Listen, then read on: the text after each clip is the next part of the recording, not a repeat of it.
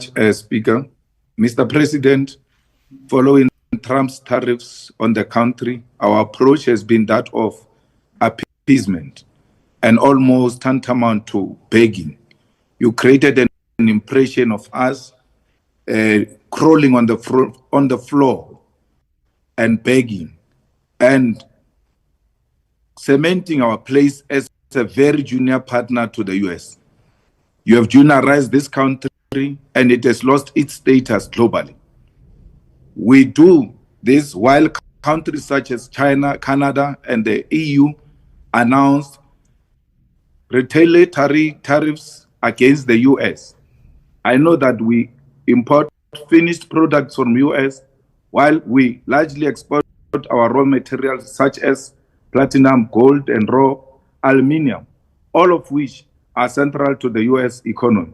Instead of appeasing the maniac, why have we not stood firm and imposed own retaliatory tariffs against Trump while looking to open up trade with our BRICS partners and the rest of the countries of the global south? I thank you. Peace in Pan-Africanism to all my African brothers and sisters from all around the world. Welcome back to King Siso. I'm your host, Kagiso Hlongwane. The host is in Chief Asono, and we're back at it again with another one. And here, I'm recapping this response or this questioning from Julius Malema, commenting on the speech and address that the president was giving in parliament. And it's very important. I did not listen to what Cyril Ramaphosa have said in great length, the entire thing. In fact, I took a nap and I was listening to it on my earphone and I fell asleep. So I heard some things here and there. When Cyril speaks for me, it's just like blah, blah, blah, blah, blah, blah. He's so calm. Everything is going to be all right. Let's just continue the way we are continuing. That's what I hear when Cyril Ramaphosa talks. And then I think about that the bank statement has been sealed, classified, and then I can't listen anymore. But anyways, I wanted to do this video because I liked the way Julius Malema spoke to him. Remember, we were addressing the issue of Julius Malema's tone with and we were like, the tone was not all right and everything. The fighters came and fought. This is how Julius Malema speaks. What is your problem? You are against the EFF. And I'm like, I am a fighter. Hey, really, the word fighter suits them very well. But I just want to say, listen to how Julius Malema is respectfully addressing the president. Don't tell me that the screaming Julius Malema, agitated and frustrated Julius Malema is the Julius Malema of norm. It's not. Julius Malema can address a serious issue like this and say, listen, why have you turned us into a begging country against Donald Trump and the US? Why is it that you have I don't know if there's a word that you make us junior to the US. Fight tariffs with tariffs, like the other countries like China, India, and all of those countries that have stood up against the US. And the way he said it, it makes sense. I'm telling you, if he said this aggressively and whatever, the message was not going to be delivered the same. Only a group of people were going to understand him and say, but this is how Julius talk and whatever. I am happy that Julius Malema chose to be calm and raise a serious matter like this to say, President, your approach is totally wrong on how you are dealing with the US issue.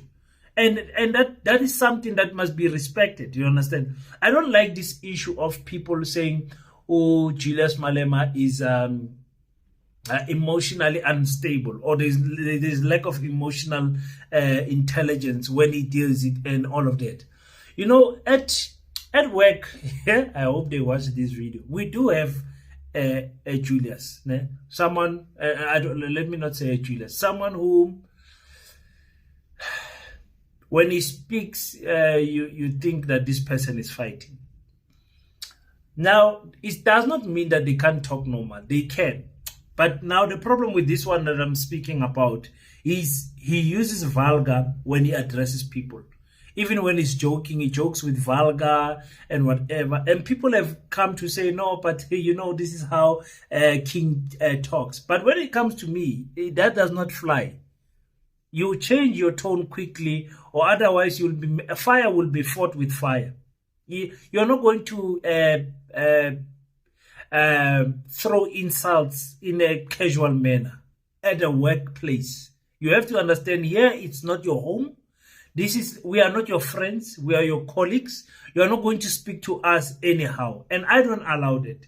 And since some of us stood up against this person, their behavior has changed. Understand? And I'm not by any means saying that this is how Julius is, because Julius, when he's angry, is angry, and when he's frustrated. He addresses that issue frustrated and angry. But what I don't like is people then saying this is how he speaks. That's not how he normally speaks every day. No, never. When Julius is addressing a hot topic, he will address it with fire, and you will understand what Julius is not happy about this particular topic. So for me, that thing does not fly. No, this is how he speaks and whatever. No, that's not how he normally speaks. Here he is in Parliament, addressing the president, raising a serious matter, fighting for South Africans to say you cannot allow South Africa to have an approach of begging to the US president, you are disappointing us, and stand up for South Africans. Fight terrorists with terrorists. We are sending raw materials. We are sending raw materials to the US. Penalize them on that. Let it be expensive for them to import raw materials from South Africa so that they can feel the pinch. But you are not going to sit here and try to want me to tolerate a tone that is unnecessary, especially to a person like Umkhwanazi. And for those who don't know what we're talking about, let me play just a small clip. On to this committee. This ad hoc committee, it's established because Mkhwanazi took his own time to say the things he said. And is not going to tell us now that he's not available. The same way he was available to appear on TV with guns and everything else. That is the same way he's going to avail himself to this committee. He needs to be called, and the sooner we call him, the better. Tone is totally different. This is a fighting tone. And besides the tone also, we said that the choice of words was not okay. For him to say, Mkhwanazi is the one who started this mess. The way you appear on TV with guns, it was not necessary to say that. And fighters can fight all they want. It's fine. It's fine. We don't, we are not here to convince them otherwise. They must defend their CIC forever.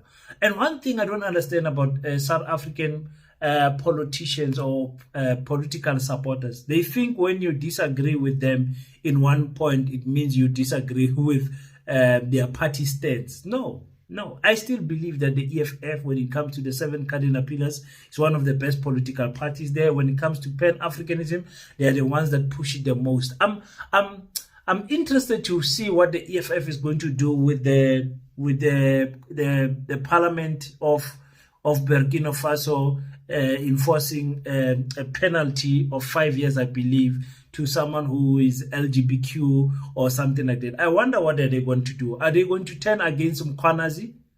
Not Mkhwanazi. Or Captain Ibrahim Traore and say it is wrong what he's doing? Because that's what the EFF did to Uganda. Remember, Uganda's parliament said homosexuality is punishable by a prison, a jail sentence. So Burkina Faso is doing the same. I'm very interested to see if they're going to keep the same energy on that also. So that is the small things that a person disagrees with the EFF. So no, if Uganda is going this direction and you say you are a Pan-Africanist, support what Uganda is doing. It is their parliament that is passing this thing, and it is fine. It is okay. But if you don't support them, then you have to also not support Burkina Faso in what they are doing. And it's okay to disagree with Burkina Faso with this one item. It does not mean when you disagree with Burkina Faso in this one item, then it means you think Burkina Faso is an enemy. I don't understand the reasoning capacity of some people in politics. We don't agree with this. We don't agree with this. But the majority of the things that the EFF stands for and does, we agree with. And we know that the EFF is a political party that stands and fights for African people. Everybody knows that, and we embrace that. But it does not mean that when there's something that is out there that we disagree with, we must fear with, the fighters are going to come after. Hey, people take politics too serious. It's a part of my heart attack, Nila. Yes, I practice politics. The reason I always tell you guys that I will never join a political party. I know never is a big word. Maybe sometime 20 years from now, or 10 years from now, or whatever, there might be a scenario where a person is in politics for whatever reason. Never is a big word. There never is a big word. But I'm saying the reason why I'm not in a political party or anything myself is because I don't believe in the political system itself. That's me. You guys have heard me say this a million times. I don't think that politics can truly liberate African people. Politics is a tool used by the colonizer to further become a pressure valve to the anger of African people. I strongly believe that. And I have challenged anyone. I said, show me a country in Africa that has been liberated through the political system. Show me one African country through a ballot paper, through elections that have won an election, and that president has changed the lives of African people in that country. Show me one. That is why, that is my reasoning capacity. I know maybe I know very little and everything. Maybe I can be convinced otherwise on the comment section. Instead of people, just attack it. I'm watching the comment section. I'm like, how? You agree with the tone of Julius Malema. I don't. So does that mean me and you are enemies? Or does that mean I believe that Julius Malema is the worst politician ever? There are people, if you go and check out some podcasters and everything, there are people that are fighting with Julius Malema. Not King said so. Not me. There are people that are fighting the EFF, not me. But don't try to think that you will silence us when we don't agree with something. The tone was wrong. The tone was perfect when he spoke to Cyril Ramaphosa, and it proves the point that Julius can speak like that and still make a stiff and sharp point. That's all I'm going to say. Thank you so much, guys, for tuning in. Of course, we love it on the channel that you leave your thoughts on the comment section and you tell us what you think about the story of today. Cyril Ramaphosa, we can't wait for him to leave our country as president and then go and trial for Pala and other sins that he have committed here in our country. And we also want to see him in prison for all the things that he has done, selling out the revolutionary movement of the ANC further, because he found it sold. So he sold it further. And they must be punished. They must be punished. That's what I believe. Thank you so much, guys, for tuning in. Until we meet again, don't forget to pray. But after you pray, stand up, African child. Do your best so that God can do the rest. Peace in Pan-Africanism. I salute you.